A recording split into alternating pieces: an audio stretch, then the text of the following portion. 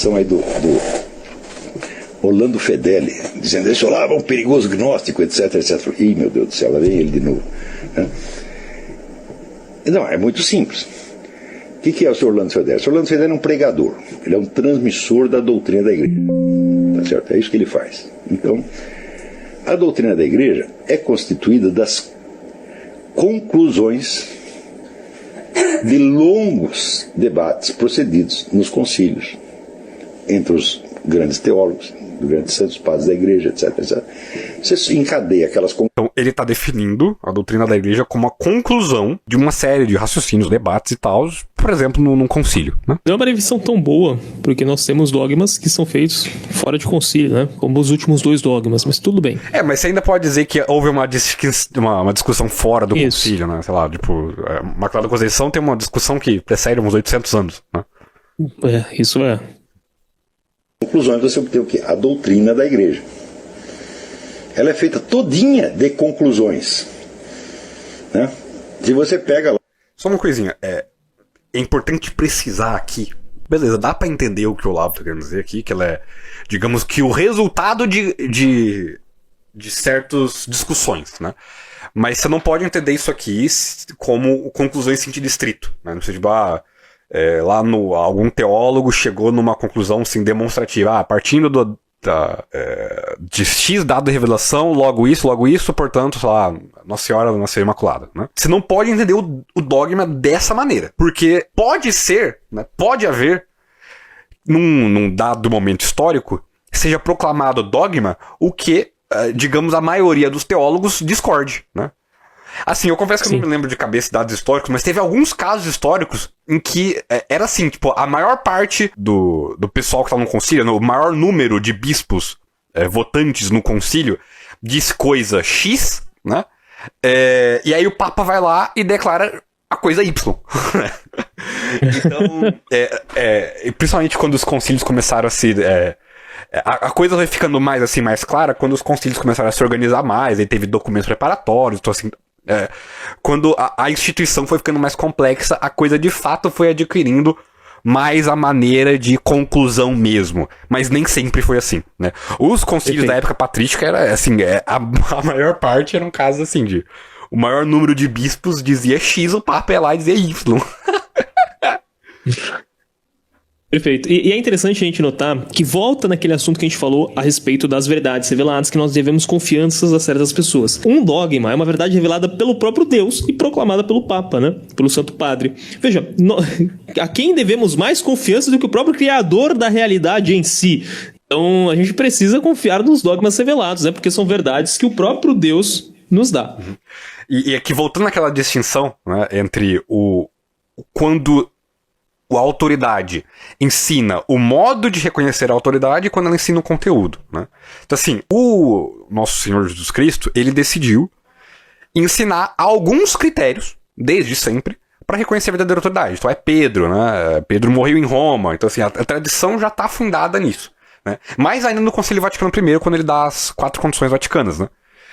E aí, esses critérios que Deus dá são para cada pessoa usar no seu próprio exercício para reconhecer a autoridade. E aí, tipo, de fato, é algo pessoal, que a pessoa vai usar a própria razão para aplicar em reconhecimento de alguma autoridade. Então, assim, a cada pronunciamento do Papa, de qualquer gênero, eu tenho que ir lá, aplicar as 4 condições vaticanas, ver, opa, isso aqui tá dentro das 4 condições vaticanas, então eu devo acatar isso aqui como se fosse, aliás, não como se fosse infalível, né? Se não, é uma opinião como que a gente chama em teologia, né, como opinião, como doutor particular, né, doutor privado, né, que é como qualquer, né, você analisa pela sapiência teológica do Santo Padre, né, ou seja, pelo tanto que ele sabe daquele assunto, e não por alguma assistência divina. O livro O Inquiridium do Denzinger, que é o resumo da doutrina católica, tem lá milhares de conclusões, número 1, número 2, número 3, número 4. Você não tem a menor ideia de onde saiu aquilo e o rolo que foi para chegar a essas conclusões.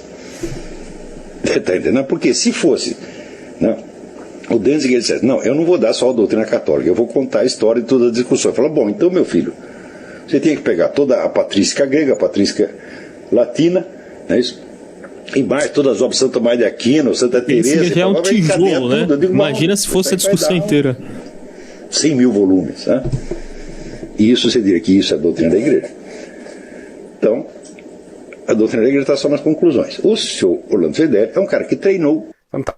Vamos pensar um pouco sobre isso daí. Então, assim, para você entender de fato a doutrina da igreja, vamos supor que o Olavo queira dizer isso, né? Então, assim, para você entender de fato o sentido profundo da doutrina, é bom que você saiba a história da doutrina, né? Você entenda. Com certeza tem a sua utilidade pedagógica, né? Você não pode tirar isso. Né?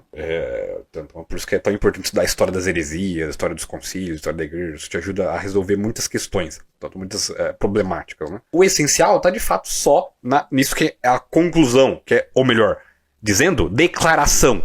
Né? É uma declaração da autoridade, independente da conclusão. Né? Da conclusão, digamos, das pessoas individuais que estavam lá. Né? E você não pode entender isso aqui que o Olavo está dizendo no seguinte. Você não pode ter a seguinte interpretação do que o Olavo está dizendo, se você quer ser um católico ortodoxo. Tá? Então, se você quer seguir o Olavo e ao mesmo tempo ser católico, você tem que tomar cuidado numa interpretação. Okay? Que é o seguinte. O Papa São Pio X diz no Denzinger, aliás, o Denzinger não, o Denzinger tá onde tá tudo, tá no Denzinger, mas ele diz na Pachende, né? O seguinte: está condenado o seguinte modo de pensar. Visto, pois, afinal de contas, que o magistério não é mais do que o produto das consciências individuais, e só para cômodo das mesmas consciências lhe é atribuído ofício público, resulta necessariamente que ele depende dessas consciências e, por conseguinte, deve inclinar-se a formas democráticas. Agora, importante.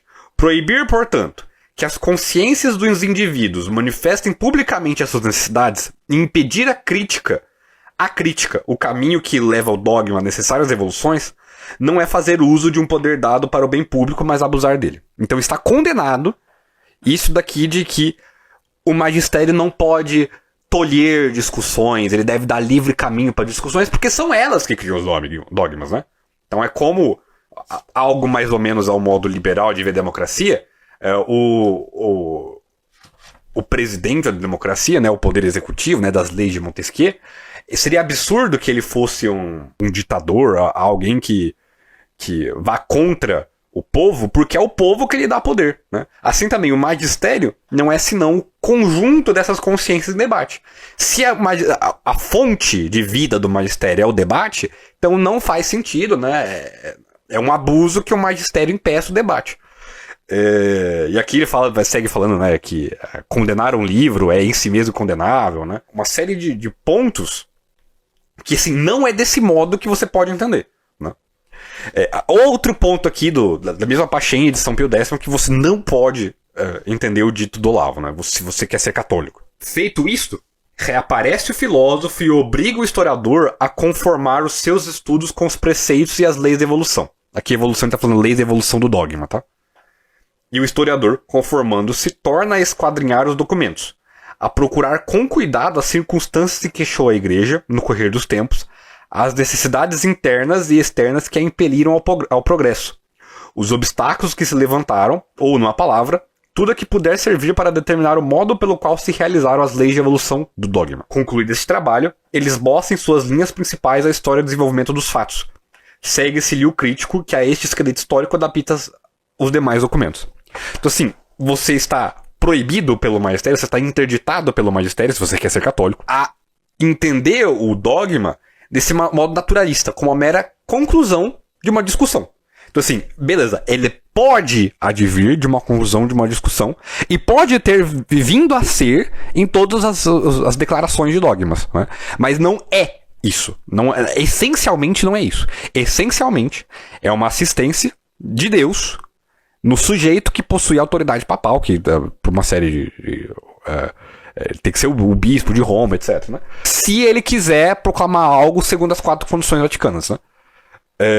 Então, assim, isso é a declaração que nós chamamos de dogma. Né? O fato disso advir de discussão é, digamos assim, apenas materialmente acidental. Né? Não é formalmente, né, o caso. Né? Nós poderíamos distinguir entre uma definição de de algo que é apenas acidental para algo que seja substancial de fato na definição do dogma? Uhum. Sim, é uma descrição no caso do acidental, né? Isso. Quando nós temos apenas uma enumeração de acidentes próprios, é o que a gente chama de descrição, não de definição. Para ensinar a doutrina da igreja, e ele o faz muito bem, e eu acho que tem altos méritos nisso. Eu jamais falaria mal dele por causa disso. Eu acho que ele é um católico, sincero, está lá ensinando a doutrina da igreja. Agora acontece o seguinte, ele não tem capacidade para perceber a problemática filosófica da coisa, não pode perceber. Outro dia alguém me mandou uma gravação aí do Orlando Fedeli, dizendo, esse Olavo é um perigoso gnóstico, etc, etc. Ih, meu Deus do céu, lá vem ele de novo. Não, é muito simples. O que é o Sr. Orlando Fedeli? O Sr. Orlando Fedeli é um pregador, ele é um transmissor da doutrina da igreja. Tá certo? É isso que ele faz. Então, a doutrina da igreja é constituída das conclusões de longos debates procedidos nos concílios entre os grandes teólogos, os grandes santos padres da igreja, etc, etc. Você encadeia aquelas conclusões. Então, ele está definindo a doutrina da igreja como a conclusão de uma série de raciocínios, debates e tal, por exemplo, num concílio, né? Não é uma definição tão boa, porque nós temos dogmas que são feitos fora de concílio, né? Como os últimos 2 dogmas, mas tudo bem. Mas você ainda pode dizer que houve uma discussão fora do concílio, né? Sei lá, tipo, Imaculada Conceição tem uma discussão que precede uns 800 anos, né? Isso é. Conclusões, você obtém o quê? A doutrina da igreja. Ela é feita todinha de conclusões, né? Se você pega lá... Só uma coisinha, é importante precisar aqui, beleza, dá pra entender o que o Olavo tá querendo dizer aqui, que ela é, digamos que o resultado de certas discussões, né?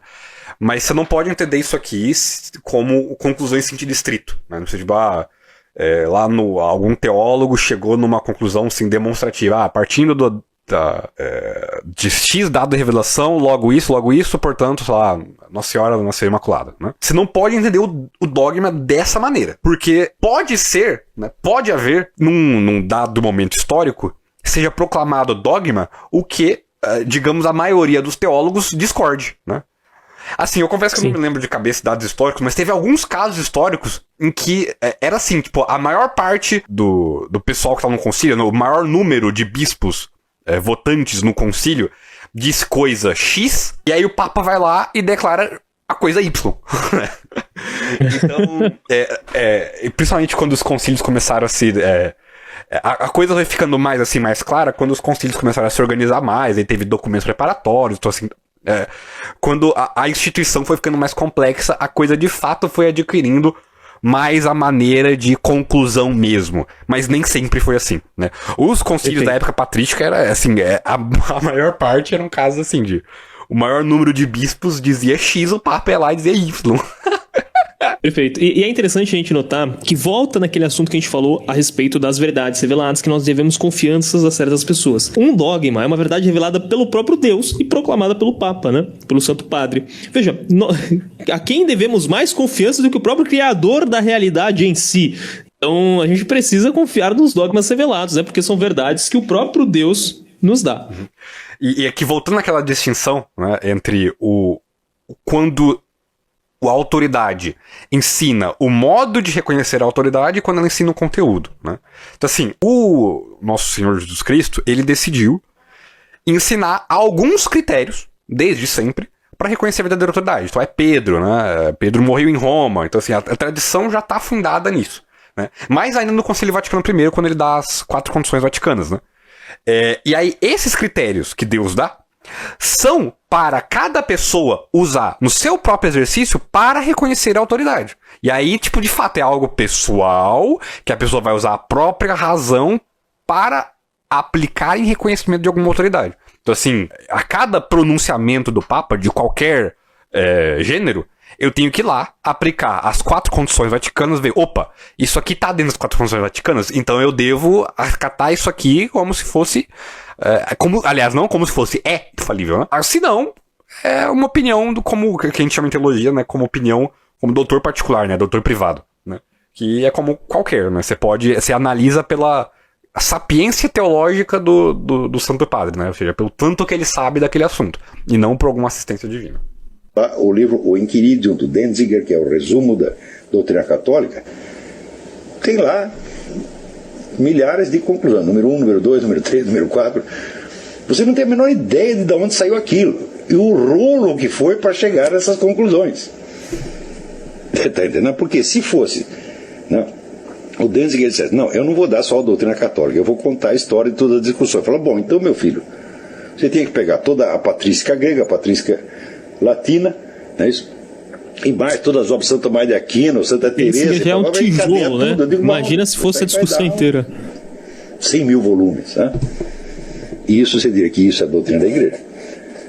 Então, a doutrina da igreja está só nas conclusões. O senhor Orlando Fedeli é um cara que treinou. Então tá, vamos pensar um pouco sobre isso daí. Então, assim, para você entender de fato a doutrina da igreja, vamos supor que o Olavo queira dizer isso, né? Então, assim, para você entender de fato o sentido profundo da doutrina, é bom que você saiba a história da doutrina, né? Você entenda. Com certeza tem a sua utilidade pedagógica, né? Você não pode tirar isso. Né? Então, por isso que é tão importante estudar a história das heresias, a história dos concílios, a história da igreja. Isso te ajuda a resolver muitas questões, muitas problemáticas. Né? O essencial está de fato só nisso que é a conclusão, que é, ou melhor, dizendo declaração, né? É uma declaração da autoridade, independente da conclusão. Né? Da conclusão, digamos, das pessoas individuais que estavam lá. Né? E você não pode entender isso aqui que o Olavo tá dizendo no seguinte. Você não pode ter a seguinte interpretação do que o Olavo está dizendo, se você quer ser um católico ortodoxo. Tá? Então, se você quer seguir o Olavo e ao mesmo tempo ser católico, você tem que tomar cuidado numa interpretação. Okay? Que é o seguinte. O Papa São Pio X diz no Denzinger, aliás, no Denzinger não, o Denzinger tá onde tá tudo, tá no Denzinger, mas ele diz na Pachende, né? O seguinte: está condenado o seguinte modo de pensar. Visto, pois, afinal de contas, que o magistério não é mais do que o produto das consciências individuais, e só para cômodo das mesmas consciências lhe é atribuído ofício público, resulta necessariamente que ele depende dessas consciências e, por conseguinte, deve inclinar-se a formas democráticas. Agora, importante. Proibir, portanto, que as consciências dos indivíduos manifestem publicamente as suas necessidades e impedir a crítica, o caminho que leva ao dogma a necessárias evoluções, não é fazer uso de um poder dado para o bem público, mas abusar dele. Então está condenado isso daqui de que o magistério não pode tolher discussões, ele deve dar livre caminho para discussões, porque são elas que criam os dogmas, né? Então é como algo mais ou menos ao modo liberal de ver democracia,